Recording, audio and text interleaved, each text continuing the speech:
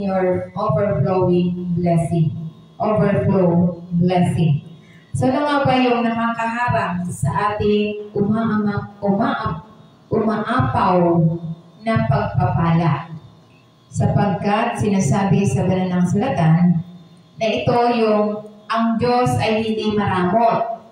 So yung kanyang panustos ay hindi nauubos. So yung kanyang biyaya hindi nauubos. Kaya kung hindi natin mararanasan ang pag-apaw na kanyang ipinangako, ang tanong ay hindi tungkol sa kanyang kapangyarihan, ngunit tungkol sa kung ano ang maaaring humahadlang sa pagpapala. Kaya nga ito yung sinasabi na, naramdaman mo ba na ibinigay na sa iyong mga kaya, ngunit kulang pa rin? So, nararamdaman mo ba na binigay mo na ang lahat ng mga kaya, ngunit kulang pa rin, hindi mo pa rin nakakamtan yung mga gusto mo? So, mayroon bang espiritual na pagharang sa pagitan ng iyong kakayahan, ngunit kulang kakayahan at pag-uumapaw ng Diyos? Mayroon ba? So, kaya nga ito yung ating pagdinilayan-nilayan. What blocking your overflow blessings? So, ano ba nga ba yung nakakaharang sa ating mga umaapaw na pagpapala?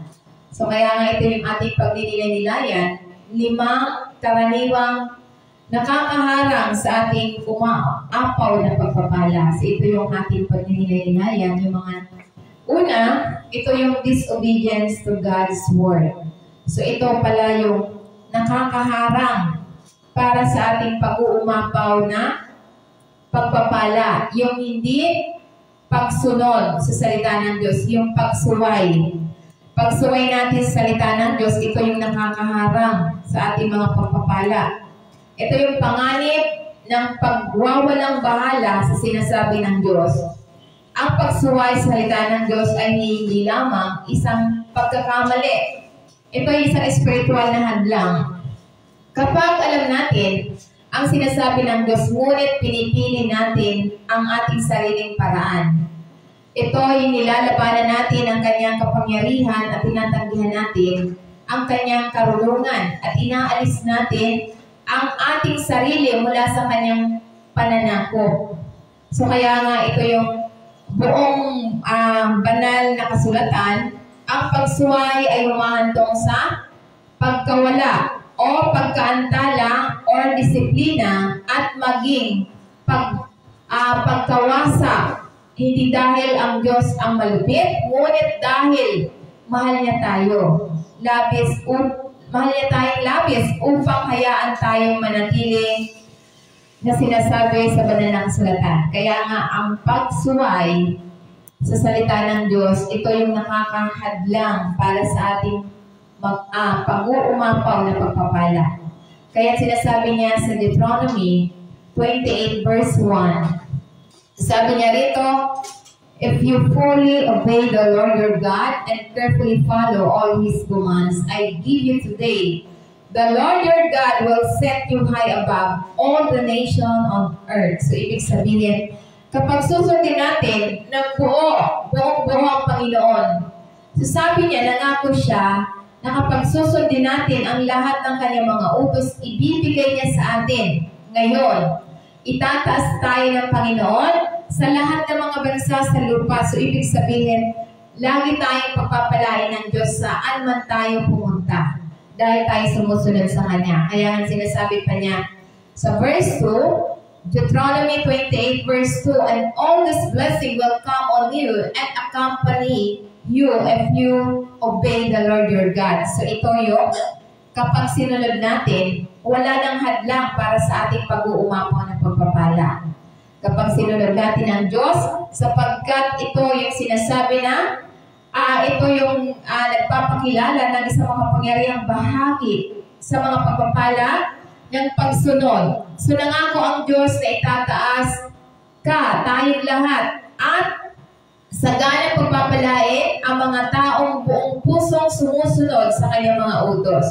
So kaya kapag hindi natin sinusunod ang salita ng Diyos, ibig sabihin ito yung mga humahadlang sa atin para tayo pagpalain ng nag-uumapaw. Ito yung pag-disobey ng kanyang salita. So kaya nga ito sinasabi sa banal na kasulatan, ang mga bungang ito sa isang buhay na naayon sa kanyang kalooban. Kaya nga ito nagpapaalala sa atin ang pagsunod ay hindi mabigat, ngunit ang landas tungo sa pabor, provision, proteksyon ng Diyos. So kaya nga ito yung sinasabi na kapag tayo sumusunod, nasa atin ang pabor, nasa atin yung paglalaan niya para sa atin at iniingatan niya tayo kapag tayo lumalakad sa kanyang mga daan.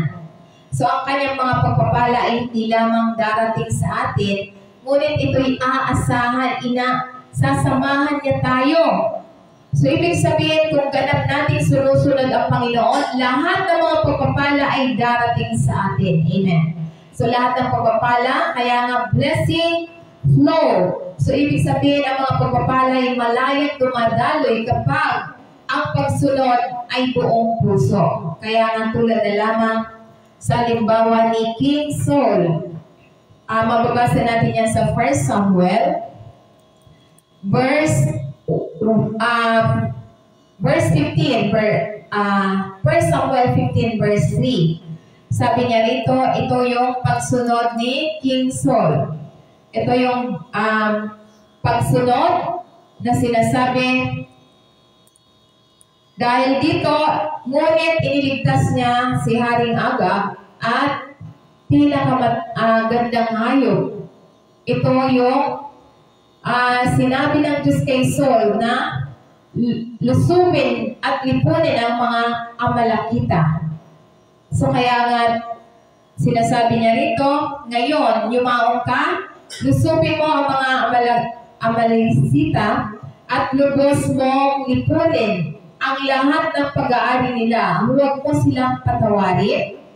Patayin mo ang mga lalaki at babae, mga bata at mga sanggol, mga baka at mga tupa at mga kamelyo at mga asno. So dito, sinasabi dito, ito yung utos na ito mula sa Diyos kay Saul, kay King Saul, sa pamamagitan ng propeta na si Samuel, ay bahaging isang banal na paghatol laban sa Amalekita para sa kanilang matagal na pagkapuot sa Israel.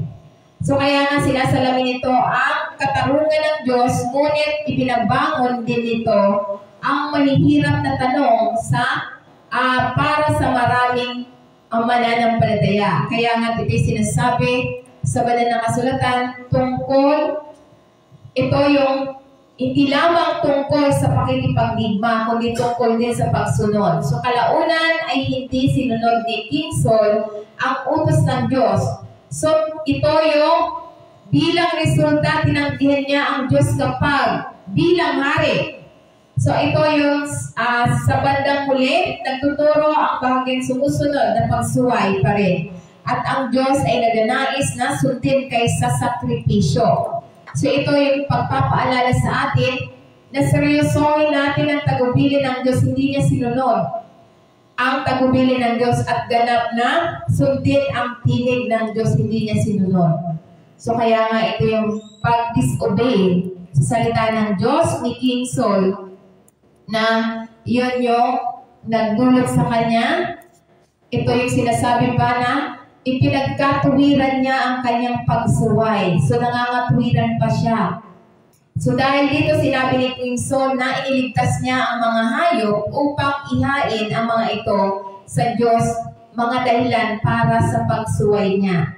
So kaya sinasabi niya sa verse 15, 1 Samuel chapter 15 verse 15, sumagot si Saul, dinala sila ng mga kawal mula sa mga Amalekita, iniligtas nila sa pinakamabuting tupa at baka upang ihain sa Panginoon mong Diyos, ngunit lubos naming nilipol ang iba. So ito yung pangangatwiran dahil sa pag-disobey niya. So ito sinubukan ni King Saul na bigyang katwiran ng kanyang pagsuway sa pamamagitan ng pagsisisi sa mga kawal at pag-angkin na ang mga iniligtas na hayop ay nilaan para sa paghahain sa Diyos. Gayunpaman, ang Diyos ay nag-utos na ganap na pagkawasak hindi piniling sumunod ni King Saul. Ang tugon ni Saul ay nagpapakita ng isang pusong mas nakatuon at nagpapakita ng reliyosong kaysa sa pagiging tunay na masunurin. So hindi niya sinunod yung utos dahil yung pangangatwiran niya, nilaan niya yung mga hayop para ihandog sa Diyos. Kaya nga sinasabi dito na ito yung sa sandaling ito nais ng Diyos ang buong pagsunod, pusong pagsunod. Hindi yung mga dahilan or dahilan ng mga reliyon. Ang tunay na debosyon sa Diyos ay ipinapakita hindi sa kung ano ang inaalok natin, ngunit sa pamamagitan ng kung paano tayo nakikinig at sumusunod sa Kanyang salita kahit na may halaga ito sa atin. So kahit mahalaga sa atin, kailangan natin sundin ang salita ng Diyos. Kaya nga si King Saul ay nag-disobey siya, gumawa pa siya ng pangangatwiran. So ano pa ang tinuturo dito sa King Saul? Ito yung halimbawa ng pag-disobey. Ito'y mas natakot siya. Si King Saul, mas natakot siya sa mga tao kaysa Diyos. So ayaw ng Diyos na mas matakot tayo sa tao. Di bali na matakot tayo sa Diyos, huwag lang tayong matakot sa tao. Kahit na magalit yung tao sa atin. Di ba sa pagpapahayag natin, maraming nagagalit sa atin. So dahil hindi nila kayang unawain, huwag tayo matakot sa mga nag-uusig sa atin. Si King Saul, dahil sa kanyang takot sa mga tao, hindi niya sinunod ang Diyos. So kaya nga sinasabi ito yung ako'y natakot sa mga tao, kaya't ako'y nagpasakop sa kanila. Hinayaan niyang gabayan ng opinyon ng publiko ang kanyang mga desisyon. So huwag tayo makikinig sa mga desisyon ng mga publiko. Tulad ni King Saul, dahil sa kanyang pag-disobey. So yung pagkatapos na sinabi ni King Saul kay Samuel, ako'y nagkasala, nilabag ko ang utos ng Panginoon at ang inyong mga utos. Natakot ako sa mga lalaki, kaya't ako ay sumuko sa kanila. So, mas natakot si King Saul sa mga tao kaysa Diyos. Kaya nga siya ay nagkasala, nag-disobey siya. So, ito yung kasalanan, ipinagtapat ni King Saul sa kanyang kasalanan at dinamin na hindi niya sinunod ang utos ng Diyos dahil mas natakot siya sa mga tao kaysa Panginoon. So, kaya nga ang kanyang kabiguan ay hindi lamang mismong gawa. Nag-ugat ito na nakalulugod sa mga tao at naliligaw na takot. So kaya nga ito nagpapaalala sa atin na ang tunay na pamumuno at tapat na pagiging disipulo ay nangangailangan ng lakas ng loob na sundin ang Diyos. Kaya nga ito sinasabi na kahit na ito ay hindi popular o kahit na ito ay mahirap, so dapat ang takot ng mga tao ay maaaring humantong sa compromise. So, ngunit ang takot sa Panginoon ay humahantong sa karunungan, pagsunod, pagpapala. Kaya mas dapat sundin natin ang Diyos kaysa sa tao. Dahil kapag tayo sumunod sa tao, nakukompromise tayo. So, ibig sabihin, okay lang na sumunod ka sa tao as long as na mula sa Diyos ang kanyang sinasabi. Kaya nga, dahil dito, yung pagsisisinig ni King Saul ay nagpakita sa atin na pagkaantala ng pagsunod ay maaari rin magdulot na malubhang kahinatnan. Kaya nga, ito yung naghumahad lang sa pag-uumapaw na pagpapala yung hindi pagsunod. Kaya nga, ano pa ang kahinatnan ni King Saul? Siya ay nawala. Nawala niya ang pabor at paghatid ng Diyos. So dahil dito, nawala ang pabor kay King Saul. Tinanggihan si King Saul, tinanggihan ni Saul ang salita ng Diyos, at tinanggihan ng Diyos ang pagiging hari niya. At pinili si David bilang kahalili niya. So, ito yung kahinatnan kapag nag-disobey tayo sa salita ng Diyos. Wala na yung pabor sa atin. Wala nang pabor. Tulad ni King Saul, mababasa natin yan sa 1 Samuel 15 verse 28. Sinabi sa kanya ni Samuel, pinagtanggal ng Panginoon ang kaharian ng Israel mula sa iyo ngayon at ibinigay ito sa iyong mga kapitbahay sa isang mas mabuti kaysa iyo. So kaya nga, ang pagpapala ay hindi makakarating kapag yung pabor ng Diyos kapag tayo nag-disobey. So ito yung sinasabi na ang paghatol sa pagsuway ni King Saul, dahil tinanggihan niya ang utos ng Diyos, tinanggihan din siya ng Diyos bilang isang hari. Ang pagwasak sa kaharian ay sumisimbolo kung gaano kalubha ang pagsuway sa mata ng Diyos, lalong-lalo na mula sa mga pinuno ng pinagkatiwalaan ng kanyang kapangyarihan.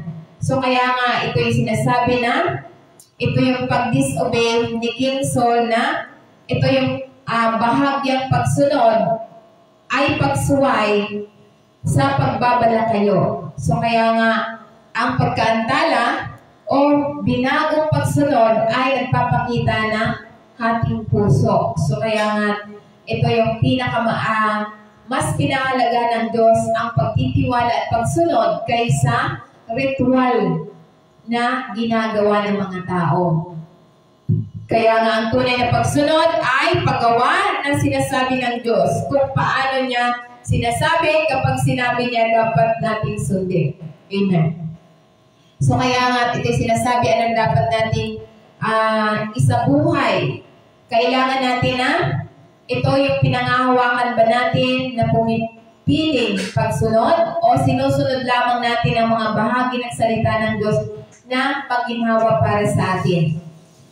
Kaya nga ito nagbibigay katuwiran mo ba ang pagsuway sa wikang pangreliyon. So, mas nababahala ka ba sa iniisip ng mga tao kaysa sinasabi ng Diyos? So yung iba mas natatakot sila sa mga tao. Hindi sila natatakot sa salita ng Diyos. Wala dito. Amen? So kaya nga ito sinasabi na, dapat tanungin ang Diyos kung saan tayo naantala o pinalabnaw ang ating pagsunod at iwasto ito agad. So dapat tanungin natin ang Diyos. Saan ba tayo naantala? Ano ba yung hindi natin nasunod para maiwasto natin? So ano pa yung humahadlang? What's blocking your overflow blessing? Pangalawa, ito yung withholding the tithe.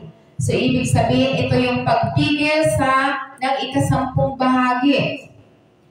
So, ang humahadlang para sa ating umaapaw na pagpapala, ito yung pagpigil sa ating mga ikasampung bahagi para sa Panginoon. Pagsira ng tiwala sa plano ng paglalaan ng Diyos. Ang ikasampung bahagi ay hindi lamang tungkol sa pera.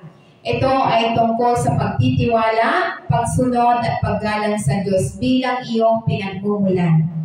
Kapag ipinagkait natin ang ikasampung bahagi, lumalabas tayo sa disenyo ng Diyos para sa provision, proteksyon, at pakikipagtulungan. So kaya kapag hindi tayo nagbibigay ng ikasampung bahagi, tinatanggihan natin yung pagpapala na dapat ibigay sa atin. Tinatanggihan natin yung provision na dapat ang Diyos ang mag-provide para sa atin. At tinatanggihan natin yung proteksyon na binibigay ng Diyos sa atin.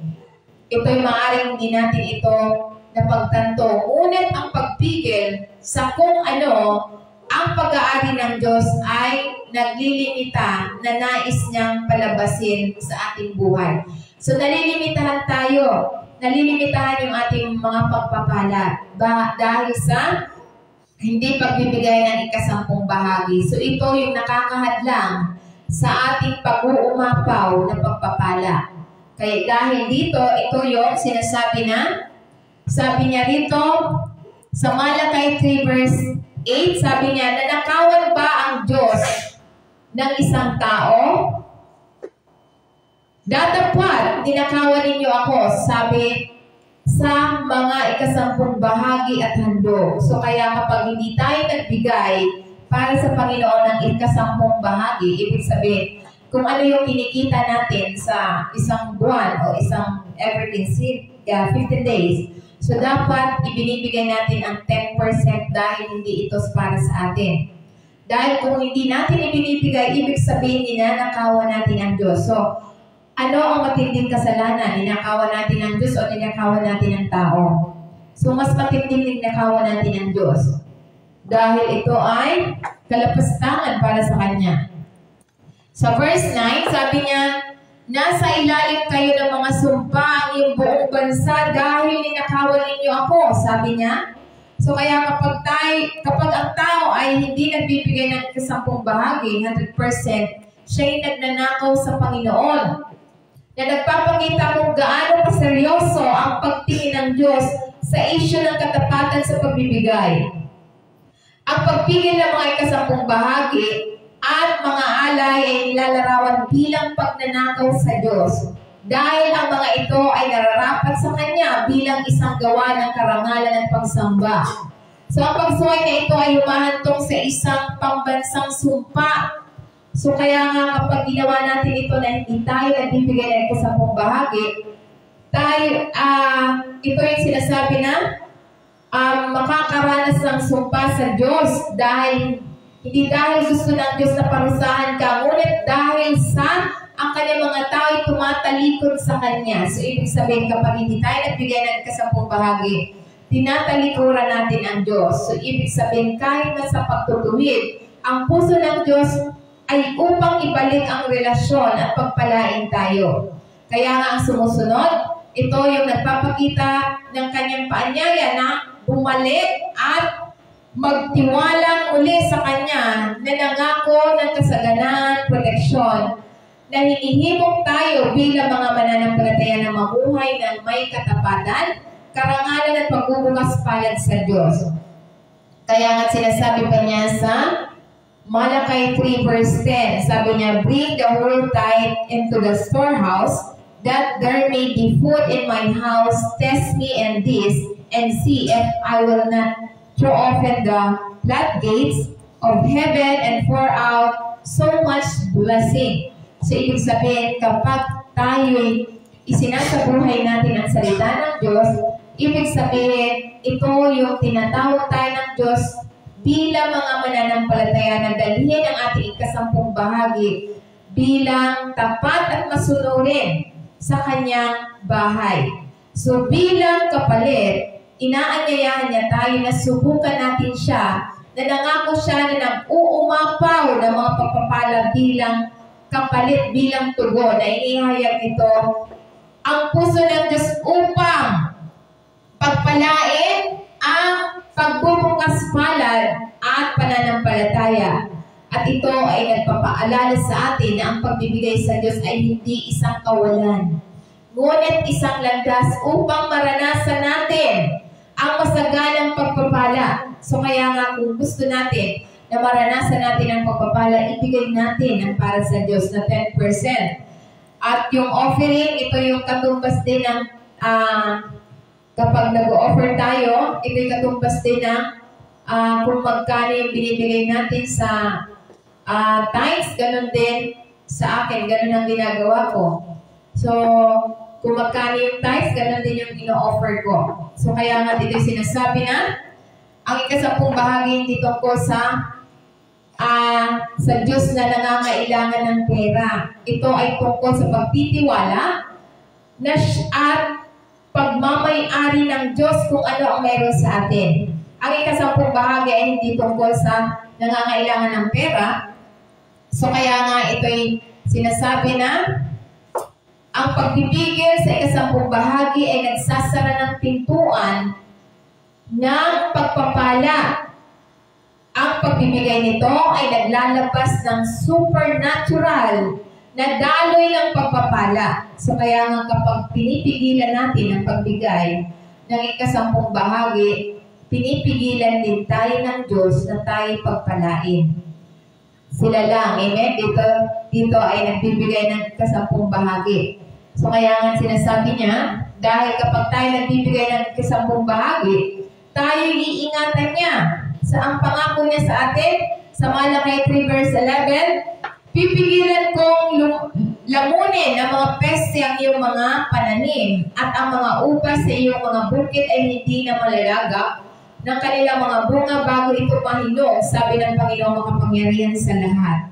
So kaya nga mahalaga sapagkat Kung mayroong security ang ating lahat ng ating mga ginagawa, halimbawa bumili tayo ng bahay, nilagyan natin ng security, insured, naka-insured. Ibig sabihin, kapag tayo bumili ng bahay naka-insured, yun ang ibig sabihin na nagbigay tayo ng tithes doon sa pinagbili natin ng bahay.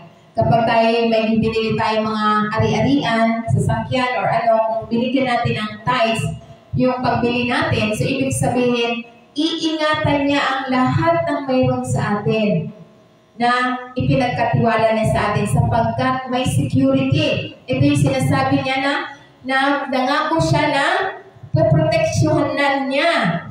Ito yung sinasabi na nangako ng proteksyon at paglalaan. Ang biyayang ibinigay niya sa atin. So ibig sabihin, lahat ng bibili natin, kung yan ay may protection sa Panginoon, pangangalagaan niya yan na hindi masira at hindi agad-agad mawala. So kaya nga dito sinasabi na nangakong kapag pinaparangalan natin ang Diyos sa tapat na pagbibigay, hindi lamang siya nagbubuhos ng provisyon, kundi binabantayan na din niya yung mga biyayang binigay niya sa atin, yung mga bunga ng pagpapagal natin. So kaya nga hindi yan mawawala sa atin kapag binigyan natin ng proteksyon. Dahil iyan yung pinangako ng Panginoon na iingatan niya ang lahat ng mayroon sa atin kapag tayo sumunod sa kanyang pagbibigay. Kaya ito nagpapaalala sa atin ang pagsunod ay naganyaya hindi lamang sa kasaganaan, kundi pati na rin sa banal na proteksyon at pabor ng Diyos kung ano ang pinagkatiwalas niya sa atin. So kaya nangako ang Diyos ng proteksyon, paglalaan at kasaganaan kapag tayo nagbibigay ng ika-10 bahagi. Kaya nga sabi niya, test me, ito yung tanging lugar na kasulatan kung saan sinabi niya, subukan mo ako. So kaya nga, kapag ginawa natin ito, malalaman natin, ako, nasubukan ko na. Kaya nga, ito yung mahalaga na tayo sumunod sapagkat kapag hindi tayo sumunod, ito yung nakakahadlang sa pag-uumapaw sa mga pagpapala na dapat nasa atin. Kaya nga ito yung sinasabi sa banal na kasulatan at isang halimbawa dito, sinasabi tulad na lamang ng Israelita sa Haggai chapter 1 verse 6 to 9. So ito yung marami silang itinanim, ngunit kakaunti ang ani dahil sa pinabayaan nila ang bahay ng Diyos. So sa verse 6, Haggai chapter 1 verse 6, marami kayong itinanim, ngunit kakaunti ang inyong inani. Kumain ka, ngunit hindi sapat, uminom ka, ngunit hindi ka nabusog. Nagsusuot ka ng damit, ngunit hindi mainit. Kumikita ka ng sahod para lamang sa ilang bagay na mga ito, sa isang pitaka na may mga butas. So, ibig sabihin, kapag ang tao ay pinabayaan ng Diyos na hindi siya nagbigay ng ika-10 bahagi, kahit anong pagsisikap ng isang tao, laging kapos. Dahil naranasan ko na yan. Lagi akong kapos nang ako ay hindi nagbibigay ng ika-10 bahagi. Wala pang sweldo, ubos na ang pera. So kaya nung ako ay naging tapat, saka lang ako na kahit na God provide lagi. So hindi na uubos. Amen? Kaya sinasabi pa sa verse 6, 7. Ito ang sabi ng Panginoon, makapangyarihan sa lahat. Pag-isipan ninyo mabuti ang iyong mga lakad. Verse 8, sabi niya, umakyat ka sa kabundukan at pagbaba ng kahoy at itayo mo ang aking bahay upang ako ay masiyahan dito at parangalan, sabi ng Panginoon. So verse 9, ito yung sinasabi na malaki. Ang inaasahan mo, ngunit tingnan mo, maliit lang. Ang dinala mo sa bahay, ako'y sumabog. Bakit? Sabi ng Panginoon makapangyarihan sa lahat, dahil sa aking bahay na nananatiling sira habang ang bawat isa sa inyo ay abala sa kanyang sariling bahay. So ito yung sinasabi na ang mga tao, trabaho ng trabaho, wala silang panahon sa salita ng Diyos. So, ang tahanan ng Diyos ay wasak dahil wala silang panahon. So, ibig sabihin na ito yung kahit ano pagsusumikap ng tao at pinabayaan niya ang tahanan ng Diyos, nananatiling wasak ang tao.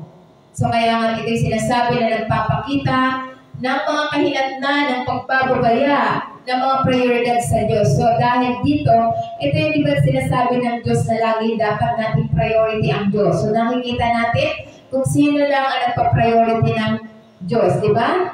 Ang dami natin ngayon. So, alam na natin kung sino yung pina-priority nila ng mga tao. Hindi nila pina-priority ang Diyos, mas pina-priority nila yung trabaho, negosyo, pamilya. So, kaya nga ito yung sinasabi ng Panginoon na hinayaan niyo akong wasak ang aking tahanan. Ngunit kayo ay ginagawa niyo na magpakabisi sa inyong sariling tahanan. Makasarili, yung sinasabi na ito ay nagpapakita ng kahinatnan ng pagpapabaya sa mga prioridad ng Diyos. Ang mga tao ay nagtatrabaho ng gusto. Nag-aasikaso, nagsusumikap, sa kanilang mga pagsisikap ay walang bunga. So, ibig sabihin na kahit anong pagsisikap ng mga tao, magiging walang bunga kung wala ang Diyos sa kanila. Dahil pinabayaan nila. Iyon yung sinasabi na walang bunga dahil sila'y nakatuon lamang sa kanilang sariling kaginawahan. Habang ang bahay ng Diyos ay wasak. So, ibig sabihin, wala na silang ugnayan sa Diyos. Yun yung sinasabi na maibiging sinasaway ng Diyos at nananawagan para sa muling pagkakahanay. Parangalan muna siya sa pamamagitan ng muling pagtatayo ng kanyang templo. So, pinabayaan na ng tao ang templo ng Diyos, which is tayo. So, wala na tayong ugnayan sa Kanya. Dahil sa busy-busy sa pagtatrabaho, busy-busy sa pag-aasikaso sa tahanan, busy-busy sa mga gawain ng sanlibutan. Kaya sabi dito, kahit anong pagka-busy niya sa sanlibutan, magiging walang bunga. Dahil sa pinabayaan niyo ang tahanan. Sila, amen, wala dito.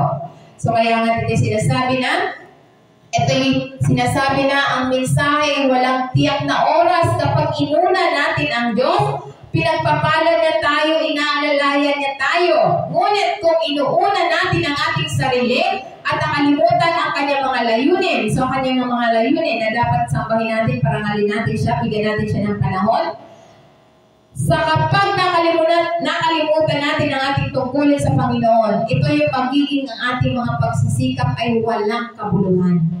So, proven and tested dahil ako mismo nakaranas yung pagsisikap ko nang wala ang Diyos, walang kabuluhan.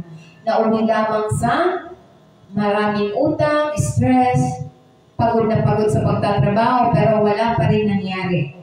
So, kaya kapag napabayaan natin ang gawain sa Panginoon, ito yung magiging sabi na kahit anong pagsisikap ng isang tao, magiging walang kabuluhan sapagkat pinabayaan natin ang ugnayan natin sa Diyos.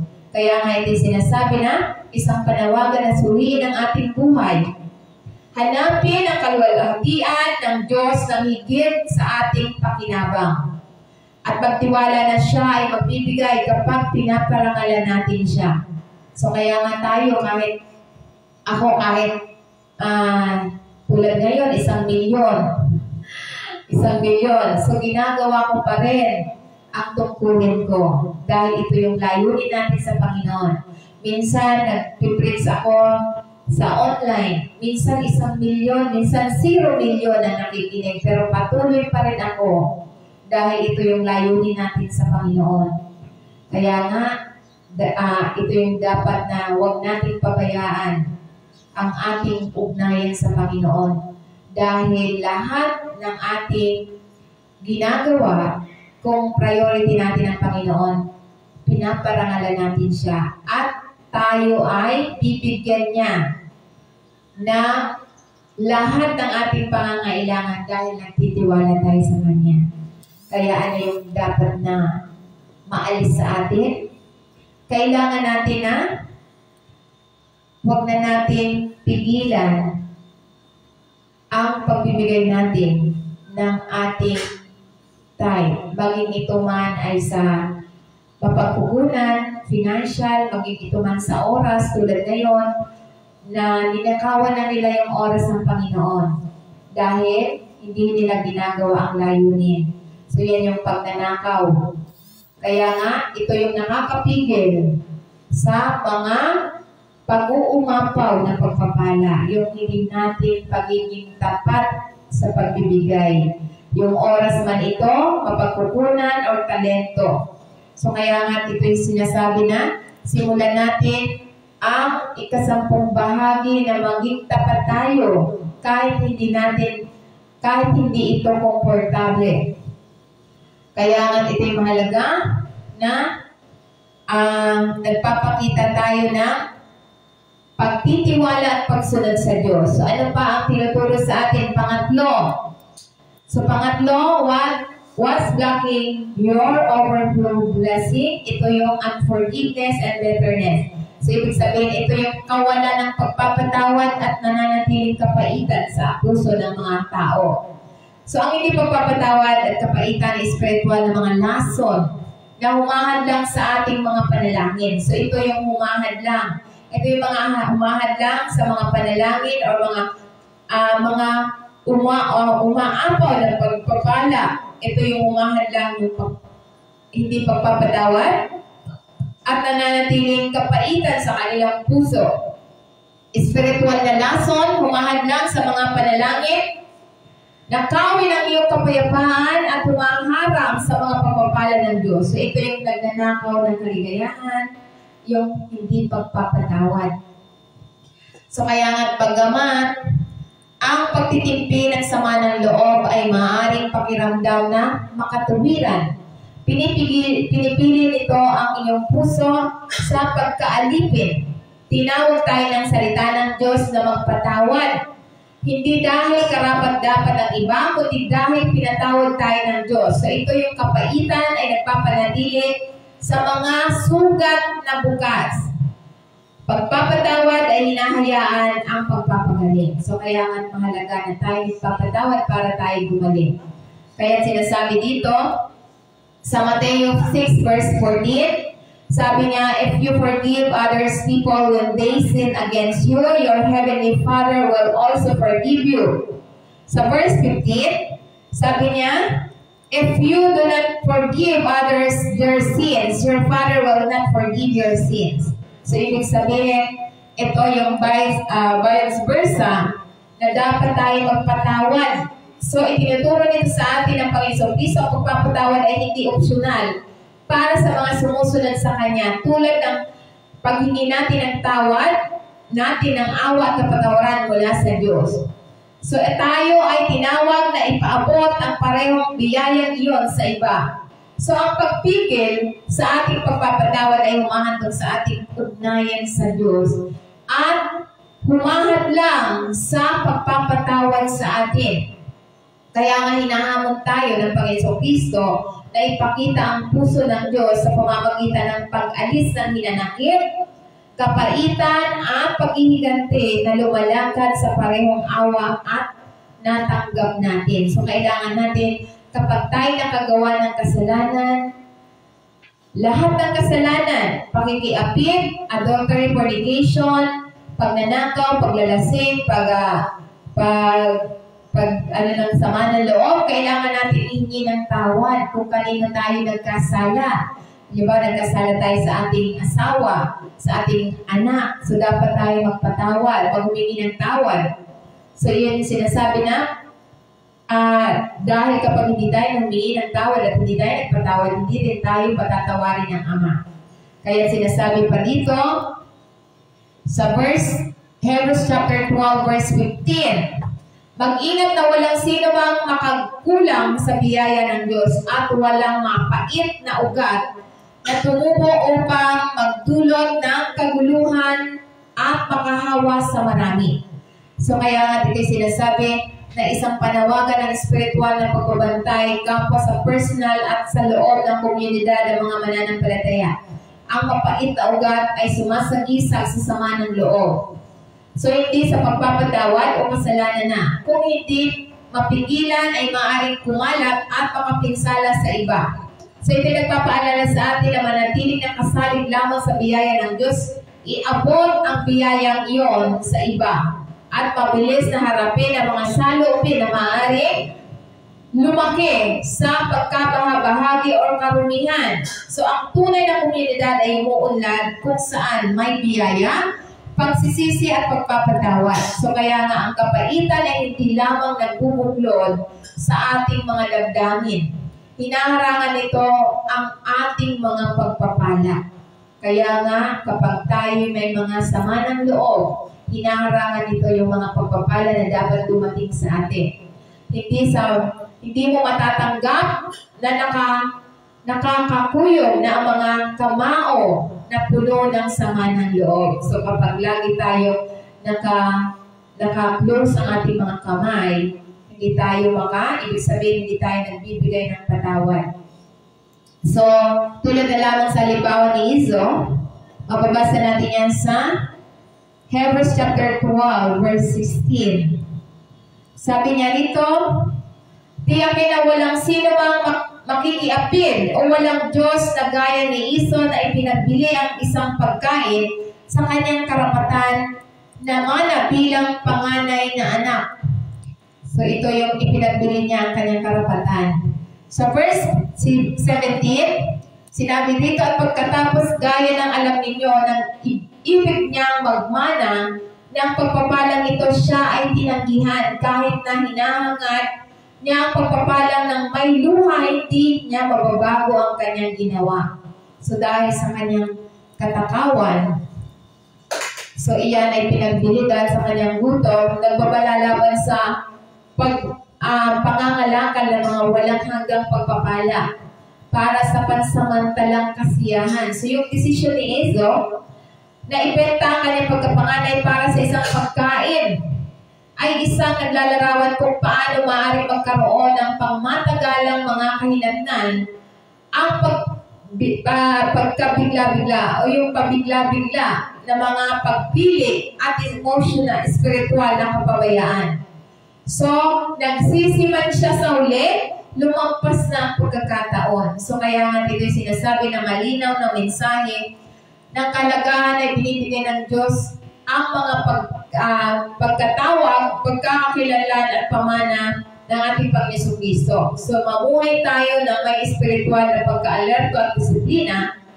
Alam na ang ating mga ilang desisyon ay may bigat na lampas sa sandali. Na ito'y sinasabi na, hanapin kung ano ang walang hanggan, hindi lamang kung ano ang madali o kakaagad-agad. So, dapat hinahanap natin yung pangmatagalang benepisyo kaysa yung mga pamanandalian lamang tulad ni Iso. Panandalian siyang nagutom kaya niya ipinagbili ng walang manlang pag-iisip. Hindi na siya nag-isip. So dapat, ano ang dapat natin gawin? Palayain ang pagkakasala at pagpapatawad ay nagpapalaya sa atin at magbubukas sa atin ang daloy ng pagpapala. So kaya nga kapag tayo nagkasala, dapat tayo humingi agad ng tawad. So ano pa ang tinuturo sa atin? Pang-apat, pride and self-resilience. Ito yung pagmamalaki at pag-asa sa lamang sa sarili. Ito yung nakakahadlang sa pagpapala na umaapaw na darating sa atin. Ito yung pagmamalaki at pag-asa sa sarili. Ito yung nakakahadlang sa mga pagpapalang dapat ibigay sa atin. Kapag nagtiwala ka sa iyong sarili ng higit sa Diyos, ang pagmamataas at pag-asa sa sarili ay banayad, ngunit seryosong mga isyu sa puso na nakapag-ihiwalay sa atin sa patnubay, biyaya at pagpapala ng Diyos. So ito yung pagmamalaki natin sa ating sarili.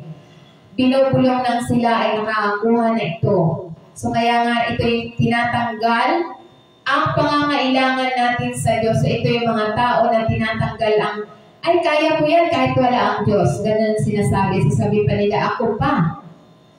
Ngunit ito'y malinaw na banal na kasulatan na ang Diyos ay lumalaban sa pagmamataas. So ayaw ng Diyos na nagmamataas ang kanyang tao. at nagbibigay siya ng biyaya sa mga taong nagpapakumbaba. Kapag umasa tayo sa ating sarili sa halip na sa Diyos, inaagaw natin ang ating sarili sa Kanyang kapangyarihan at presensya. So, hindi na natin mararanasan ang presensya ng Diyos at kapangyarihan ng Diyos kapag tayo nagmamalaki sa ating sarili. So, kaya nga't mahalaga na alisin natin ang pagtitiwala sa sarili at pagmamataas. Dapat lahat ng ginagawa natin, hindi natin kayang gawin nang wala ang Diyos. Amen? Kaya nga sinasabi niya sa James chapter 4 verse 6, "But He gave us more grace, that is why Scripture says, God opposes the proud but show favor to the humble." So, ibig sabihin, ito yung God's give more grace. So, ibig sabihin, ito yung nagbibigay ng higit na biyaya, ang kanyang panustos ay hindi nagkulang. Lalo-lalo na sa ating mga pakikipagbaka o kahinaan. Dahil nilalabanan ng Diyos ang mga mapagmataas, ngunit itinataas niya yung mapagpakumbaba. Pinagpala niya ang mga kumikilala sa kanya mga pangangailangan. So, iyan ang iwasan ng tao na dapat huwag tayo magpamamalaki sa ating sarili. Kaya nga pinipigilan ng Diyos ang pagmamataas, ang daloy ng biyaya ng Diyos. Pinipigilan niya sa mga taong mapagmataas na lagi na lang itinataas ang kanyang sarili. Kaya nga habang ang pagpapakumbaba ay nagbubukas ng pinto sa pabor ng Diyos, ito ay isang nagpapaalala sa atin na lumakad lamang tayo sa pagtitiwala sa Kanya, pagsuko at pagpapakumbaba. Alam na ang biyaya ng Diyos ay laging sapat para sa mapagkumbabang puso. Kaya nga, ang pagmamataas, magagawa ko ito nang wala ang Diyos. Ito yung mga sinasabi na mapagmataas. Sinasabi nila, magagawa ko naman yan kahit walang Diyos. Ito yung sabi ng mga mapagmataas. Ngunit yung mga sabi ng mga mapagkumbaba, kailangan kita sa lahat ng bagay. Panginoon, kailangan kita sa lahat ng bagay. So ito yung laging ina-acknowledge sa mga tao mapagpakumbaba, ang Diyos na hindi niya kayang gumawa nang wala ang Diyos sa buhay niya. Pero yung mga mapagmataas, sasabihin niya, kahit wala ang Diyos, magagawa ko ito. So yun yung mga tao mapagmataas.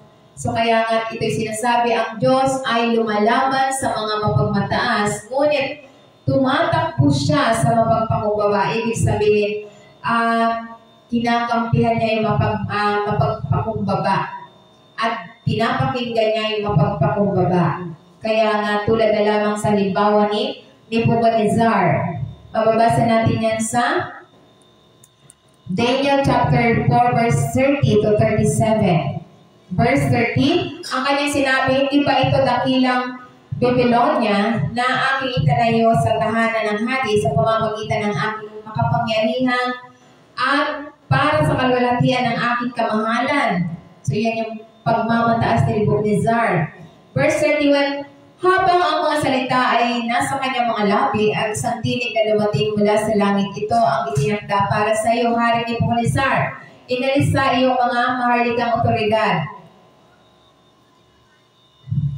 Verse 32, sinasabi niya rito, itataboy ka sa mga tao at maninirahan kasama ng mga mababangis na hayop, kakain ka ng damo tulad ng baka.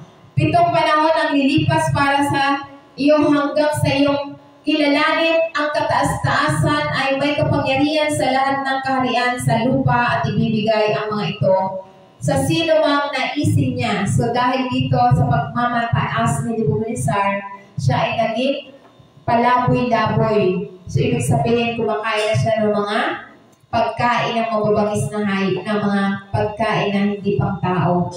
Sa verse 33, sinabi dito, kaagad na natupad ang sinabi tungkol kay Nebuchadnezzar, siya ay tinaboy ng mga tao at kumain ng mga damo tulad ng baka. Dahil sa kanyang pagmamataas, naranasan to ni Nebuchadnezzar na basang-basa ang mga hamon sa langit ang kanyang katawan hanggang sa tumubo ang kanyang mga buhok na parang mga balahibo ng mga agila at ang kanyang mga kuko ay parang mga kuko ng ibon.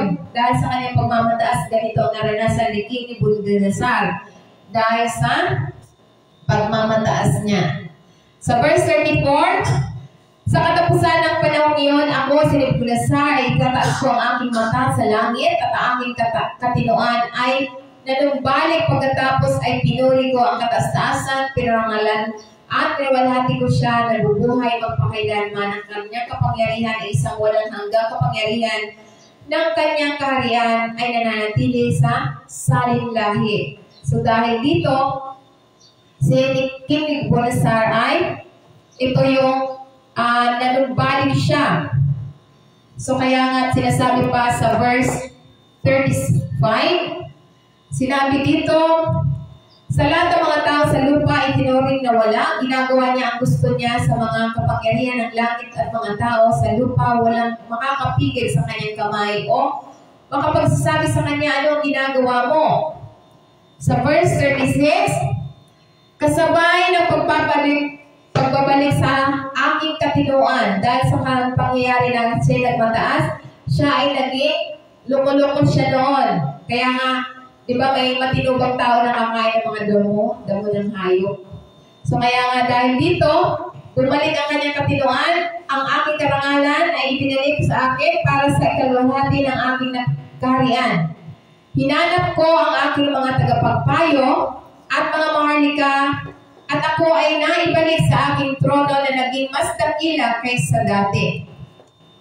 Sa verse 37, ngayon, ako si Nebuchadnezzar ay pumupuri at tinadakila at niwalhati ang hari sa langit, sapagkat lahat ng kanyang ginagawa ay tama at lahat ng kanyang mga lakad ay makatarungan at ang mga lumalakad sa pagmamataas ay kaya niya magpakumbaba. So kaya nga dahil dito, na pagtanto ni Nebuchadnezzar na mas makapangyarihan ng Diyos, kaya nga nung ipinagmalaki na niyan, pinuri niya na ang Panginoon, siya ay ibinalik sa kanyang katinoan. So kaya nga kapag nagmamataas, ibinabagsak. Ngunit kapag tayo nagpapakumbaba, itinataas tayo ng Panginoon tulad ni King Nebuchadnezzar. So yung kapangyarihan ito ay nasasabi sa kwento ng pagpapakumbaba ng Hari Nebuchadnezzar sa pagmamataas. Kinuha niya ang karangalan para sa kadakilaan ng Babylonia, ngunit agad siyang pinatulan ng Diyos. Hinubad ang kanyang kaharian at katinuan ng iangat ni King Nebuchadnezzar ang kanyang mga mata sa langit, pagkilala sa kapangyarihan ng Diyos, at pinanumbalik ang kanyang isip at paghahari. So kaya kapag tayo ay nagmamalaki, ibababa tayo. Ngunit kapag tayo nagpapasakop sa Diyos at ina-acknowledge natin siya, ito yung katotohanan na tayo ibabalik kung ano yung layunin ng Diyos sa atin. Kaya nga ito yung walang hanggang katotohanan. Ang Diyos ay makapangyarihan. Ang kanyang kaharian ay walang hanggan at siya ay makatarungan sa lahat ng kanyang ginagawa. Yaong mga lumalakad sa pagmamataas ay mapapakumbaba. Ngunit ang mga binabalik sa Diyos ng may paggalang at ay makakatagpo ng pagpapanumbalik, karunungan at tunay na kadakilaan. So yung katulad ni King Nebuchadnezzar sa kabila ng kanyang pagmamataas, dahil siya ay lumuhod, tumingala sa langit at nagpakumbaba, siya ay itinaas muli at ibinalik ang kanyang katinuan. Kaya nga, ito yung kontrol ng pagsuko, tanggapin natin ang lahat ng tagumpay ay nagmumula lamang sa Diyos, hindi sa ating pagsisikap. Kaya nga yung pride and resilience, ito yung humahad lang kung bakit hindi natin nakakamtan yung umaapaw na pagpapala. So ano pa ang humahad lang? Ito yung wrong motives. Ito yung maling motibo. Kung bakit hindi natin nakakamtan yung umaapaw na pagpapala, dahil ito yung humahad lang yung maling motibo. So ito yung maling motibo, ang paggawa ng tama para sa maling dahilan. Hindi lang tinatanggihan ng Diyos ang ginagawa natin. Tinitingnan din niya kung bakit natin ito ginagawa. Sumahalaga sa Diyos ang ating mga motibo. So maaari kang manalangin, maglingkod, magbigay o mamuno, ngunit kung ang iyong puso ay hinihimok ang pagmamataas, pagmamakasarili, paghanga sa iba, o pansariling pakinabang, hindi natin ito makukuha. Ang Diyos ay hindi nalinlang sa panlabas na anyo. Tinitimbang niya ang ating puso. So kaya nga, kapag mali ang ating motibo, ito yung humahad lang sa umaapaw na pagpapala na dapat darating sa atin. Kaya nga sinasabi niya sa James chapter 4 verse 3, when you ask, you do not receive because you ask with wrong motives, that you may spend what you get on your pleasure. So ibig sabihin, kung bakit hindi natin nakakamtan, sapagkat mali yung ating motibo. Ito'y itinatampok ang isang pangunahing prinsipyo ng panalangin. Tinitingnan ng Diyos ang puso sa likod ng ating mga kahilingan. Kapag ang mga panalangin ay hinihimok ang mga sariling pagnanasa sa halip na pagnanais na parangalan ang Diyos o pagpalain ang iba, madalas itong higit hindi sinasagot ng Diyos, hindi sa ayaw niyang magbigay. Nais niyang pagpalain tayo, ngunit hindi niya tayo pagpapalain sa mga paraan na nagpapakain sa ating mga pagmamataas at nakakapinsala sa ating espiritual na paglago. So kaya iyon yung dahilan kung bakit nahaharangan yung pag-uumapo na pagpapala natin dahil ayaw niya na tayo ay mapinsala yung ating espiritual na paglago. Totoo, ang mabisang panalangin ay dumadaloy mula sa isang puso na naghahangad sa kalooban lamang ng Diyos kaysa personal na pakinabang. So kaya nga hindi ka pagpapalain ng Diyos, hindi sila pagpapalain ng Diyos para lamang magtayo ng sarili nilang kaharian.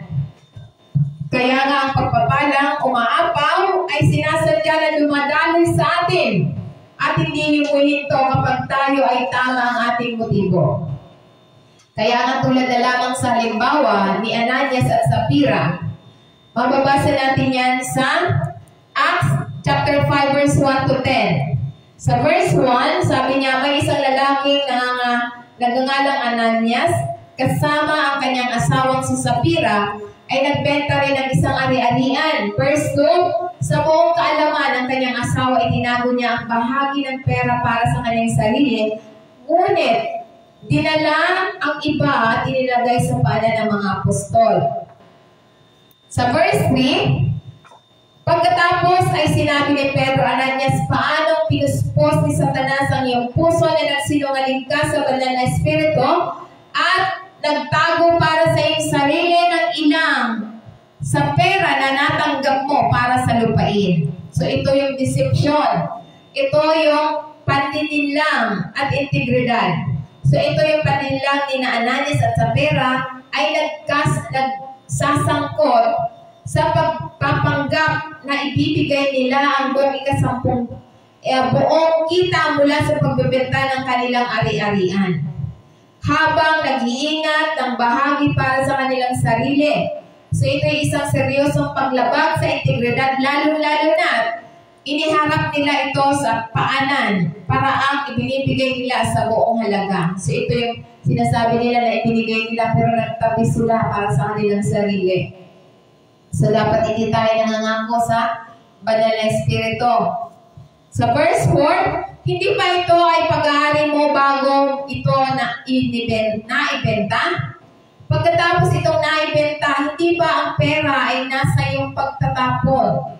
Ano ang nagtulak sa iyo na gawin ang ganong bagay? Hindi ka lang nagsinungaling sa tao, kundi ikaw ay nagsinungaling sa Diyos. So kapag tayo'y gumawa ng anuman sa kapwa natin, ibig sabihin, ginagawa natin ito sa Diyos. So, hindi lamang tulad nila Sapphira at Ananias, kasinungalingan sa banal na espiritu, nilinaw ni Apostol Pablo na ang kanilang hindi katapatan ay hindi lamang isang kasinungalingan sa mga pinuno ng tao, kundi isang kasinungalingan sa banal na espiritu. Nakatumbas ng pagsisinungaling sa Diyos na binibigyan din ito ang kabigatan at kabiguan ng pagkakasala sa sinaunang Kristiyanong komunidad. Kaya nga sinasabi pa sa verse 5, nang marinig ito ni Ananias, siya ay natumba at namatay. at nagkaroon ng matinding takot ang lahat ng nakarinig sa nangyari. Sa verse 6, na magkagayoy lumapit ang ilang kabataang lalaki, binalot ang kanyang bangkay at dinala siya palabas at inilibing. Sa verse 7, so pagkaraan ng mga 3 oras, pumasok ang kanyang asawa na hindi alam kung ano ang nangyari. Sa verse 8, sabi dito, sinasabi sa verse 8, tinanong siya ni Pedro, sabihin mo sa akin, ito ba ang halaga na nakuha ninyo, Ananias, para sa lupain? Oo, sabi ng Panginoon, iyan ang presyo. So dahil dito, sinabi nila na dadalhin nila ang pera na pinagbilhan ng kanilang ari-arian ng buo, ngunit sila'y nagtabi. Dahil dito, alam ng Banal na Espiritu na sila'y nagsisinungaling. Kaya nga sinasabi sa verse 9, sinabi sa kanya, Pedro, paano ka nakipagsabwatan upang subukin ang Espiritu ng Panginoon? Makinig ka, ang mga paalang mga lalaking naglibing sa iyo, yung asawa na sa pintuan, at dadalhin ka rin yan nila palabas. So, iyan ang nangyari kila Ananias at Sapphira. Dahil sa kanilang pagkupit, pagsisinungaling. Sa verse 10, sa sandaling yon ay natumpa siya sa kanyang paanan at namatay. Na magkagayon pumasok ang mga binata at nakita siyang patay, dinala siya sa labas at inilibing sa tabi ng kanyang asawa. So ito yung immediate judgment, agarang paghukom. Ang biglaan at pagkamatay ni Ananias at Sapphira ay nagsisilbing matinding babala tungkol sa kabigatan ng kasalanan at pagpapalinlang. Lalo-lalo na sa mga anointed tulad ni sinasabi dito na ito yung pagkabigo nila dahil sa matinding babala tungkol sa kabigatan ng kasalanan. Ang mga pangyayari humantong sa isang malalim na pakiramdam ng takot at paggalang ng mga unang mananampalataya.